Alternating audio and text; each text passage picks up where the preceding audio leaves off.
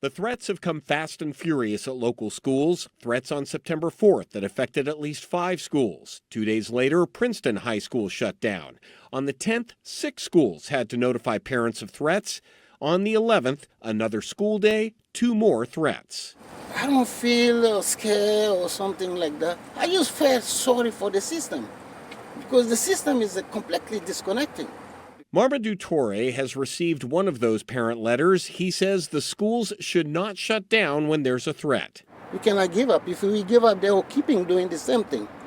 And more they're doing, more the other kids understanding, oh, this thing can work. And they will do the same thing. We don't have to give up. We got to fight.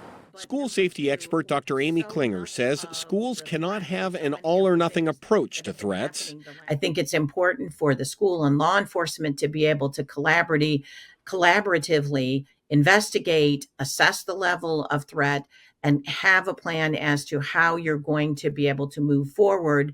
That's not either we're going to just pretend it didn't happen or we're going to shut everything down. Dr. Klinger tracks school threats on eschoolsafety.org. She says while there's typically a surge in threats at the beginning of school years and after actual shootings, her media tracker is actually showing a year-over-year decrease in reported threats, but the key is the word reported. But I think the more troubling reason why you see this decrease in threats is that we are becoming increasingly desensitized to it.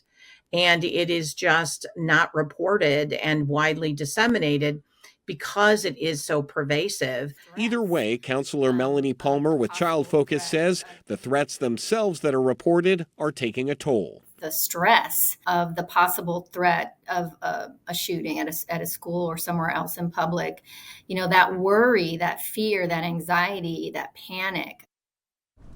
Yeah, well, Child Focus says, as a parent, try to avoid jumping in and trying to fix your children's anxiety if they are feeling stressed about the threats.